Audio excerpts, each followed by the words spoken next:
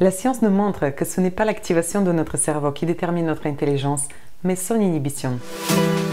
Bonjour, je m'appelle Biliana, je suis docteur en sciences, experte en neurocognition et à travers mes vidéos, je vous aide à mieux comprendre le fonctionnement du cerveau pour pouvoir dépasser les pièges qui y résident. Ayant grandi dans une famille qui valorisait énormément l'intelligence, j'ai longtemps rêvé d'être tout le temps intelligente et j'ai longtemps eu peur de paraître bête, d'où mes antérieures vidéos dans lesquelles je vous explique comment dépasser ce piège. J'aurais aimé savoir que cette capacité de pouvoir inhiber les réactions, les comportements, faisait partie du spectre d'action qu'on pouvait avoir sur notre cerveau pour pouvoir le faire à l'époque où je rêvais pleinement à paraître intelligente. Donc dans cette vidéo, je vais vous montrer 3 outils qui vont vous permettre de renforcer cette capacité que vous avez naturellement, qui pour certaines échappe à votre contrôle et qui peut causer des troubles comme des troubles moteurs. Si on a un déficit d'inhibition de notre signal, on peut paraître comme quelqu'un de hyperactif. Elle peut causer des troubles de l'attention.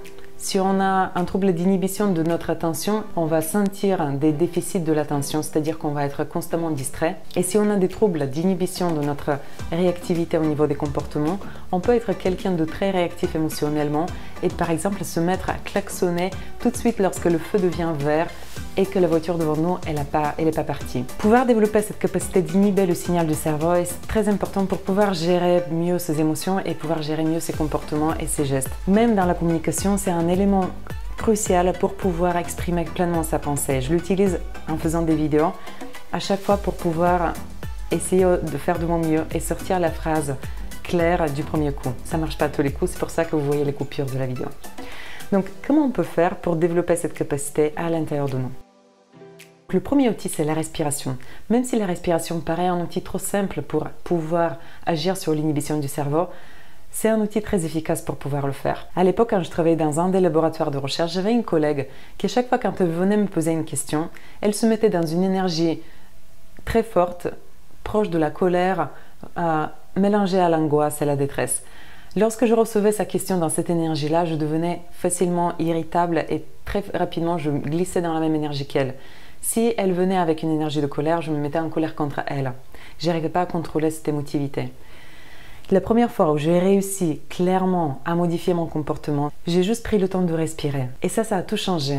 Parce qu'après avoir inspiré profondément, les idées qui sont venues n'étaient pas les mêmes et l'énergie dans laquelle j'étais n'était pas l'énergie dans laquelle elle arrivait vers moi.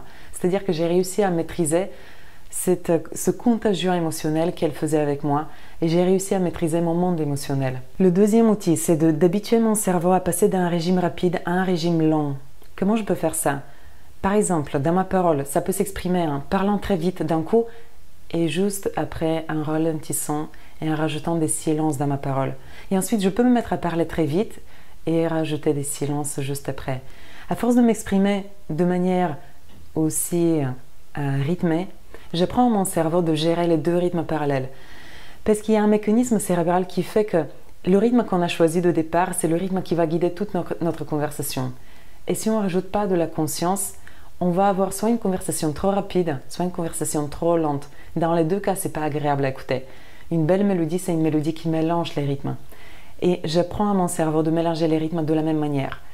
Un autre exercice que je peux faire dans le même outil, c'est d'apprendre à mon cerveau de changer un rythme de passivité en activité. Par exemple, le matin quand je me réveille, j'ai un rythme qui est ralenti, voire complètement arrêté. Je suis dans une position horizontale et j'ai besoin de passer en mode vertical, en mode actif.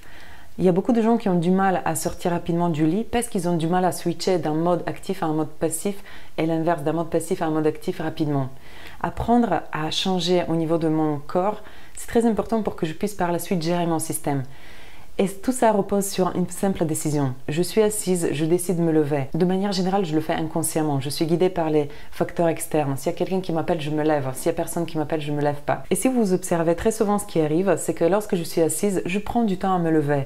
Presque comme une personne âgée qui a des douleurs partout dans le corps pour se lever. Surtout quand je suis assise dans un canapé ou dans un fauteuil.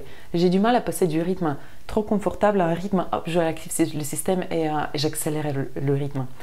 Plus j'apprends à mon cerveau de faire ça, plus j'apprends à inhiber ce qu'il lui naturellement a envie de faire, c'est-à-dire continuer le même rythme qu'il a démarré au départ. Le troisième outil, c'est un outil de neurocognition. En dessous de ma vidéo, vous allez trouver le lien pour télécharger le test. C'est le test de Stroop. C'est un test qui va consister à lire rapidement des couleurs qui sont écrites dans une couleur différente que le nom de la couleur. Et ça va perturber vachement votre cerveau parce qu'il va y avoir deux parties qui se battent. Et pouvoir inhiber une des deux parties, ça va consister à développer ce muscle d'inhibition cognitive. Plus vous devenez bon à ce test, plus vous allez développer cette capacité d'inhiber des parties de votre cerveau.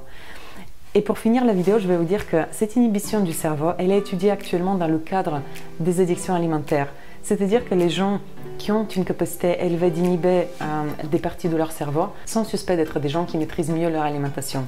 C'est-à-dire que plus vous développez cette capacité d'inhiber naturellement ce qui se passe dans votre cerveau de manière impulsive, plus vous allez pouvoir maîtriser des habitudes impulsives, voire des paroles qui cherchent à sortir trop vite, des habitudes, des comportements qui cherchent à sortir trop vite, ou bien tout simplement maîtriser votre attention et la ramener là où elle a besoin d'être. Je vous souhaite de passer une excellente journée. Abonnez-vous à ma chaîne si vous aimez ce genre de contenu. Je reviens vite avec une nouvelle vidéo et je vous dis à bientôt.